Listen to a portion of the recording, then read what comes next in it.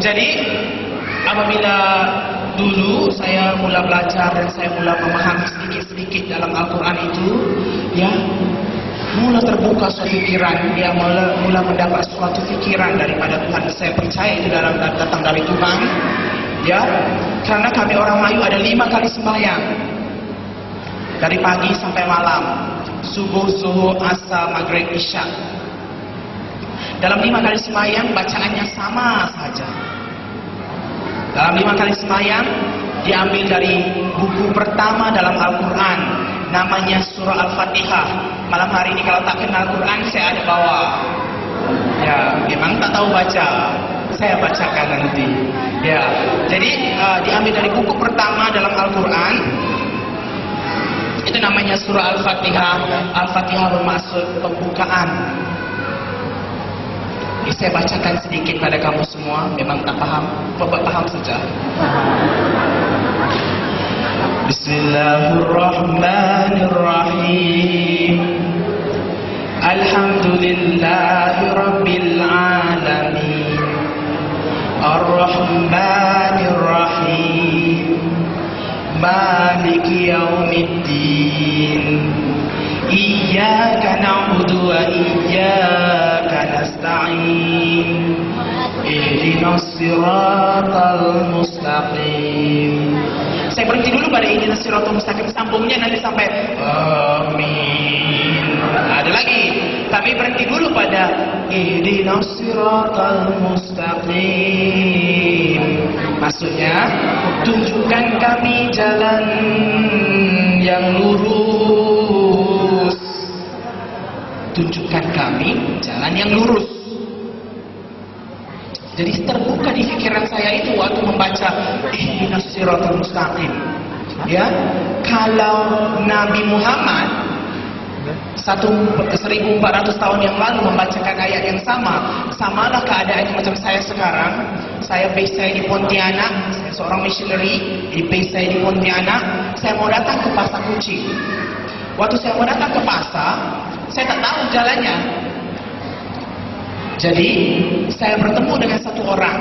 Saya katakan, Pak Cik, bolehkah tunjukkan saya jalan ke Pasar Kucing? Berarti saya belum tahu jalan ke Kucing. Amin. Jadi terbuka di pikiran saya apa? Kalau Nabi Muhammad 1400 tahun yang lalu membacakan tunjukkan kami jalan yang lurus, berarti dia belum tahu jalan yang lurusnya. Belum ada suatu kepastian keselamatan dalam hidupnya. Jadi kalau nabinya tak tahu jalan yang lurus, gawat kita. Begini kita, ya kan, ibarat naik pilot, naik pesawat, pilot tak tahu turun dekat mana. Pesawatnya tak tahu nak landing dekat mana. Boleh jatuh dalam laut, boleh masuk ke gunung, boleh langgar sana langgar sini. Karena pilotnya tak tahu. Jadi kalau Muhammad itu macam pilot lah orang Islam itu, ya kan? Dia sendiri tak tahu jalan lurusnya. Saya apatah lagi bertambah gawat, ya kan? Bertambah susah saya. Oh, jadi saya kata, gimana ini? Muhammad aja tak tahu jalannya, ya kan? Dia aja macam orang buta. Habislah yang lain lebih buta. Nah, kemudian tengok lagi dalam sejarah Islam. Dikatakan dalam Al-Quran, jangan kamu hampiri zina. Bila dia kata jangan hampiri zina, tahu-tahu istrinya sampai 23 orang. Kata jangan berzina, tapi kawin sampai 23 orang. Paling tua umur 40 tahun, paling muda umur 6 tahun.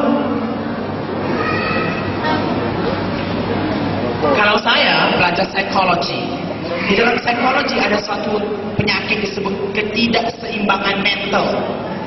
Di dalam ketidakseimbangan mental itu ada suatu bab disebut pedofilia. Berarti orang tua, orang dewasa yang bernafsu kepada budak-budak. Jadi bila tengok kriterianya itu, Muhammad itu pas. Cun. Ngam dia dengan istilah itu. Wah, saya kata, gawat kalau nabinya saja tidak seimbang mentalnya. ya kan? Kawin sampai 23. Jadi bila yang begitu, kemudian ada lagi dia kata dalam Al-Quran, jangan membunuh, ya. Tetapi 1/4 semenanjung tanah Arab sejarah Islam buktikan bahawa semuanya dibunuh Muhammad. Diletakkan pedang di sini waktu perluasan jajahan Islam, katanya fasling taslam, kamu jadi Islam, kamu selamat katanya. Kalau tak selamat, kalau kata tidak, potong, KO terus, habis. Sejarah membuktikan nabinya saja membunuh orang. Kata jangan membunuh.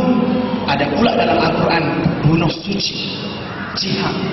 Bunuh satu orang Kristen dapat 7 perempuan di surga. Inilah mereka punya ajaran. Kemudian kami percaya lagi dalam malaikat, angel, percaya. Tetapi malaikat dalam Islam itu takut anjing. Sebab itu orang Melayu tak boleh beranjing. Nanti kalau malaikatnya bawa berkat terbang turun dari surga, mau masuk ke pintu rumah, tiba-tiba anjingnya tercicik berkatnya, lari malaikatnya. Jadi tak boleh beranjing. Dan seterusnya malaikatnya itu Rabu malam, ya, malam-malam tak nampak. Jadi 7 hari sebelum hari raya, semua orang Islam, orang Melayu pasang pelita, ya, malam 7 liko. Karena dia kata malam itu adalah malam turun berkat. Di semua pasang pelita. Kalau tidak, tak ada lampu itu, malaikat salah mendarat nanti. Jadi berkat tak sampai, malaikatnya terlanggar tiang elektrik lah, konon-konon itu. Dia tak sampai berkatnya. Jadi banyak sangat yang pelik-pelik, yang aneh-aneh, ya, yang bodoh-bodoh, ya, yang diajar oleh orang-orang itu. Jadi bagaimana? Kemudian ada lagi dalam Islam lahir kembali, lahir baru. Ya, dalam Kristen ada reborn. Apabila kita percaya kepada Yesus, maka hidup kita dijadikan ciptaan yang baru, lahir kembali kita. Tetapi dalam Islam tidak ada reborn. Tidak ada istilah lahir kembali itu. Jadi Muhammad melihat orang dah berdosa sampai 60 tahun, 50 tahun, 40 tahun jadi Islam, bagaimana nak ampun dosa balik? Oh, teringat dia lahir kembali. Tapi konsepnya berlain dengan konsep kita orang Kristen.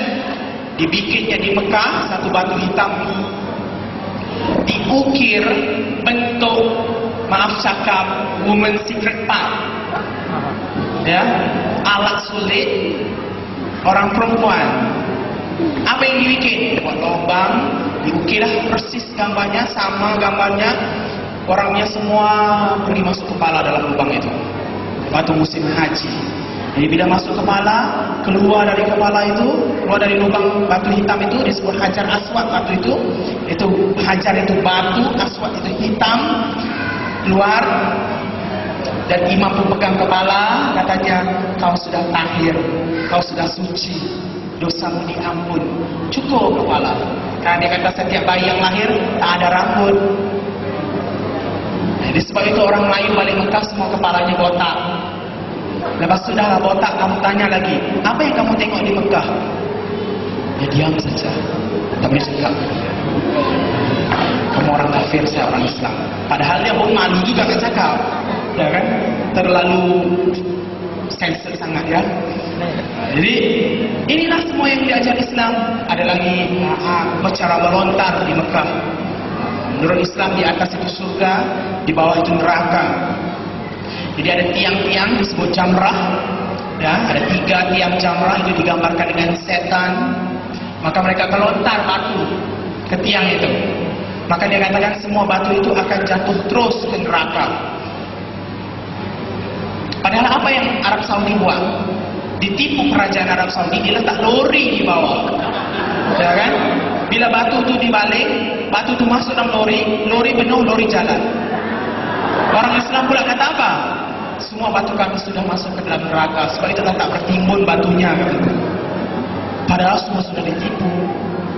Nah inilah, ya, taktik politik, penipuan, ajaran-ajaran yang pelik-pelik dalam Islam. Kemudian Islam lagi percaya kepada jin. ngaji sampai 1